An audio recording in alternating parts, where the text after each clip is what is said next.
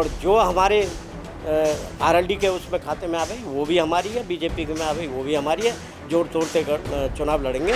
भाजपा से ज़्यादा मजबूत आपका दावा लगता है क्या? जी जी जी, बिल्कुल बिल्कुल आरएलडी का दावा है। वो थोड़ा सा जो है बीजेपी में जो गुटबाजी थी उसका भी नुकसान हुआ, और बीजेपी से जो है तीसरी बार सांसद जी हुए हैं तो थोड़ा सा विरोध भी हो जाता है। लगता है कि दलित क्या रालोद के साथ जाएगा या चंद्रशेखर के साथ जाएगा या मायावती बीएसपी के साथ जाएगा? नमस्कार, स्वागत है आपका न्यूज़ 80 पर। मैं हूं आपके साथ राहुल राणा। आज मैं मौजूद हूं अलीगढ़ की खैर विधानसभा सीट पर।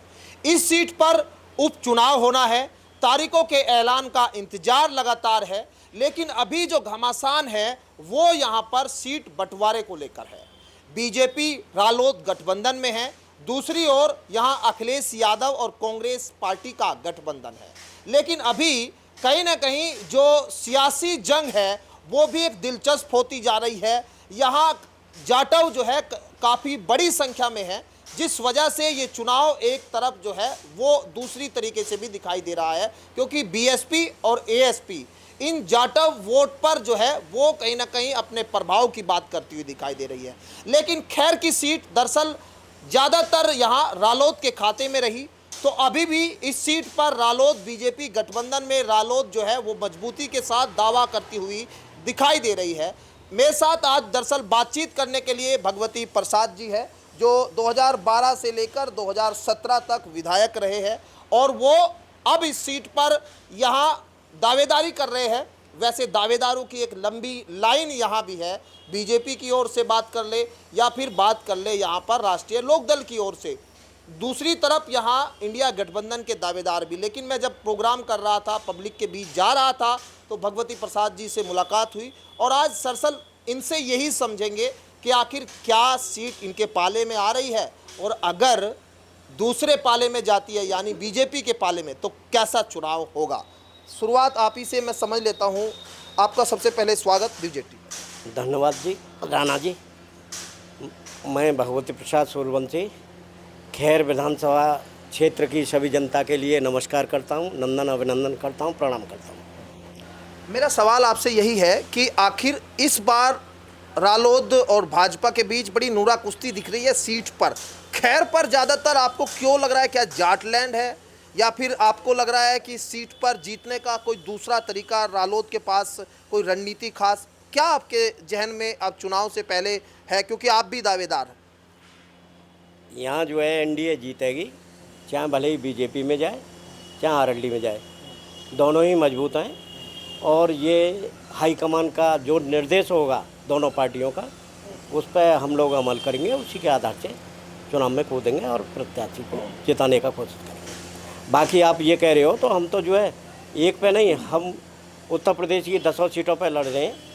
10 सीटें हमारी हैं, क्योंकि हमारा गठबंधन है बीजेपी से, गठबंधन के नाते आरएलडी की 10 सीटें, और जो हमारे आरएलडी के उसमें खाते में आ गई वो भी हमारी है, बीजेपी के में आ गई वो भी हमारी है।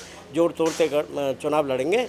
आरएलडी के में आ गई तो लड़ेंगे बहुत जोड़ तोड़ते, और बीजेपी के में आ गई तो सभी कार्यकर्ता ईमानदारी से, हमारे सभी कार्यकर्ता काम करेंगे, और चौधरी साहब के निर्देशों पर सब एक तरफाई काम करते हैं। अच्छा, ये आपको लगता है कि बीजेपी के पास सीट जा सकती है या फिर रालोद को उम्मीद है, क्योंकि उधर चर्चा ये है कि भाई मीरापुर और ये खैर की सीट पर ज़्यादा दावेदारी रालोद कर रही है, क्योंकि मीरापुर में तो आपके विधायक थे, लेकिन अब यहाँ रालोद कहीं खैर पर इस वजह से भी दिख रही है प्रभावशाली, क्योंकि 2012 से 17 तक तो आप ही विधायक रहे। अब कहीं ना कहीं उससे पहले भी रालोद का बड़ा प्रभाव इस सीट पर। आगे देखें तो अनुप प्रधान जो है 2 बार की योजना में, लेकिन आपके हिसाब से दावेदारी आपको ज़्यादा क्यों दिखाई देती है? क्या मजबूती आपको लगता है रालोद के आने से इस सीट पर? नहीं, रालोद की बहुत मजबूती है इस सीट पे, क्योंकि यहाँ जो है चौधरी मतदाता बहुत हैं, 1.25 लाख के करीब चौधरी मतदाता हैं। तो उस आधार से, और जो 3600 बिरादरी के लोग हैं वो आरएलडी को, चूँकि किसान, मजदूर, नौजवान सभी लोग जो है आरएलडी को ज़्यादा महत्व देते हैं और ज़्यादा पसंद करते हैं। बाकी गठबंधन है, बीजेपी को उसी आधार से जो है वोट करेंगे हम सभी लोग। लेकिन मैं मुद्दों की अगर बात करूं तो मुद्दे आप लोगों के जहन में आपको क्या लगता है इस बार चुनाव में कौन से मुद्दे ज़्यादा हावी होंगे? क्योंकि विपक्ष ने संविधान का मुद्दा बड़ा जोरों से उठाया, जातिगत जनगणना का मुद्दा। लोकसभा के चुनाव में हमने खुद देखा कि जाति के आधार पर भी लोगों ने वोट किया। आपको इस बार क्या मुद्दे दिखाई दे रहे हैं इस बार विधानसभा चुनाव अगर होते हैं? देखो, संविधान से बीजेपी ने कोई छेड़खानी नहीं की है। ये अफवाह है, मैं दलित हूँ, दलित के आधार से मैं कह रहा हूँ कि कोई संविधान में अभी छेड़खानी नहीं हुई। रही बात मुद्दों की, तो यहाँ सबसे बड़ा मुद्दा जो है, जो जमुना जी बहती है, जमुना नदी, वो कटान करती है हमारी तरफ, और कटान करती है वो ज़मीन हमारी हरियाणा की तरफ चली जाती है। जब हमारे यहाँ के उत्तर प्रदेश के या हमारी विधानसभा खैर के लोग जो है उसे जोतने के लिए जाते हैं, तो वहाँ संघर्ष होता है। और मैं मानता हूँ कि एक आध बार जाती होगी नहीं, वहाँ जो है कोई ना कोई कैजुअल्टी भी होती है। इसलिए मैंने अपने समय में 42 करोड़ की पत्थरों की ठोकर लगी थी, अभी आगे और लगनी है। तो सबसे पहला नंबर तो उसका है। दूसरा मुद्दा एक और है कि यहाँ कन्या विश्वविद्यालय नहीं है। कन्या जो है विद्यालय भी होनी चाहिए, हमारे यहाँ नहीं है कोई डिग्री कॉलेज, तो ये भी यहाँ मांग करता है क्षेत्र। तीसरा ये है कि यहाँ कोई खेल कूद के लिए ग्राउंड नहीं है बड़ा, तो यहाँ एक खेल कूद के लिए भी, वैसे तो हमारे आदरणीय जयंत चौधरी साहब खेल कूद के लिए अपनी निधि को भी दे रहे हैं युवाओं के उसके आधार से, तो हो जाएगा, लेकिन मांग तो है ही है इस क्षेत्र की। ये 3 मांग बहुत ज़्यादा है। रोड तो मैंने भी काफ़ी बनाए थे, और मेरे समय के कई रोड ऐसे हैं जो आज तक पूरा क्षेत्र ये कहता है कि जब से लेके अभी तक उसमें खर्च तक नहीं आई है। जो मैंने रोड बनवाए मेरे समय में बने, तो हम जो है काम करते हैं और ज़मीनी काम करते हैं, उसके आधार से यहाँ जो मांगे वो भी हमारे। मैं लोकल आदमी हूँ, लोकल के बीच में रहता हूँ, सभी समस्याओं की मुझे जानकारी है, कहाँ कौन सी समस्या है पूरे विधानसभा में। एक सवाल मेरा ये भी, क्योंकि आप खुद दलित है और एएसपी चंद्रशेखर आज़ाद हो, बीएसपी मायावती जी हो, अब दोनों लोग ज़्यादा प्रभाव दलितों पर कह रहे हैं कि हमारा है, और कहीं लग रहा है कि अब पिछले लोकसभा के चुनाव में कुछ वोट भले ही कम बटा हो, ऐसा मान रहे हैं कि नगीना की सीट पर दलित और मुस्लिमों का गठजोड़ देखा गया, क्योंकि दलित और मुस्लिम यहाँ भी बड़ी संख्या में। आपको क्या लग रहा है कि दलित क्या रालोद के साथ जाएगा, या चंद्रशेखर के साथ जाएगा, या मायावती बीएसपी के साथ जाएगा? देखो, दलितों ने जो है बसपा बहुत अच्छी तरह देख ली। हमारे यहाँ जो है चंद्रशेखर जी का अभी इतना बड़ा प्रभाव नहीं है क्षेत्र में। रही बात दलितों वाली, मैं भी दलित हूँ, और मैंने जो है सन 1988 से राजनीति करी है। पहले मैं दलितों के बीच में ही राजनीति कर रहा। सन 2005 से मैं आरएलडी में आया। जब से आरएलडी में हूँ तो मैं भी तो दलित हूँ। दलित फैक्टर यहाँ नहीं चलेगा, क्योंकि मैं भी दलित हूँ, दलितों के बीच में रहा हूँ। तो ऐसा नहीं है कि यहाँ कोई दलित फैक्टर चले, कुछ नहीं है। लोग जो है 3600 बिरादरी के मुझे चाहते हैं, और अगर आरएलडी या हमारे मुखिया हमें लड़ाते हैं तो एक तरफा चुनाव हो जाएगा, कोई टक्कर में नहीं है यहाँ। रालोद से आप ज़्यादा मजबूत है या कोई दूसरा मजबूत ज़्यादा दिखाई देता है? देखो, रालोद के जितने कार्यकर्ता हैं सभी मजबूत हैं। ये जो हमारे नेताजी हैं, हम पार्टी के सिपाही हैं, जो नेताजी निर्णय लेंगे, हमारी मुखिया निर्णय लेंगे, वो सब मान्य होगी, और हम सभी कार्यकर्ता उसी को लड़ाएंगे जिसे वो सम्मल देंगे। अच्छा, लोकसभा में जब चुनाव हुआ तो यहाँ गौतम जी जो है वो 6,500 वोटों से हार के चले गए। रालोद भाजपा के साथ गठबंधन का जीत के हिसाब से तो कोई असर दिखा नहीं। यानी इंडिया गठबंधन जो है, आपको लग रहा है कि लोकसभा में जब यहाँ बढ़त बना सकता है तो विधानसभा में नहीं? वो जैसे आपने जनता में गए हो, जनता बता भी रही है क्या है बीजेपी के बारे में।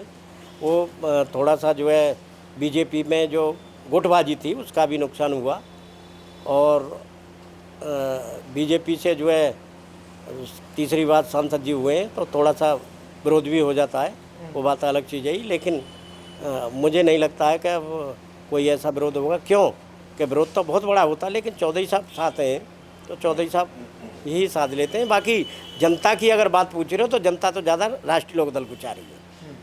मतलब भाजपा से ज़्यादा मजबूत आपका दावा लगता है क्या? जी जी जी, बिल्कुल बिल्कुल, आरएलडी का दावा है, बीजेपी से मजबूत है, और आरएलडी के लिए ज़्यादा वो नहीं होगी, और बहुत लंबे मार्जिन से जीतेगी आरएलडी। और अगर बीजेपी आती है तो हम लोगों को संघर्ष करना पड़ेगा, बड़ी मेहनत करनी पड़ेगी, उसके परिणाम बहुत संघर्षशील रहेंगे।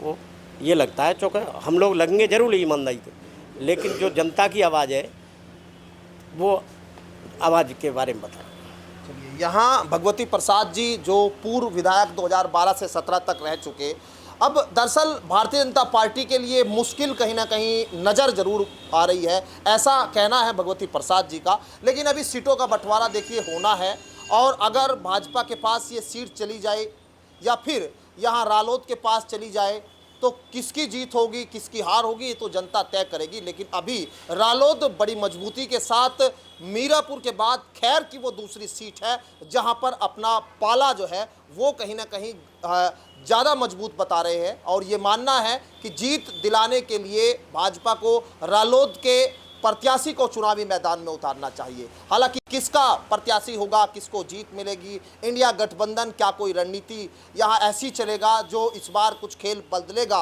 क्योंकि पिछले अगर इतिहास को देखा जाए तो रालोद सबसे ज़्यादा बार यहाँ विधायक बने उनके, और कांग्रेस से एक बार यहाँ जरूर रहे, लेकिन भाजपा से 2 बार यहाँ जो रहे विधायक। लेकिन कहीं ना कहीं रालोद इस बात को लेकर ज़्यादा आश्वस्त है कि जीत उनके पास ज़्यादा मजबूती से आ सकती है। फिलहाल देखना होगा चुनाव में क्या होगा, किसका सियासी जो है गणित सेट होता है, सब तमाम मुद्दे जो है ये किस तरह से आगे चुनाव में देखे जाएंगे। फिलहाल मेरे साथ इस खास कार्यक्रम में इतना ही। मेरे सहयोगी चांद सिंह पुंडीर के साथ मैं राहुल राणा, न्यूज़ 18 खैर विधानसभा सीट।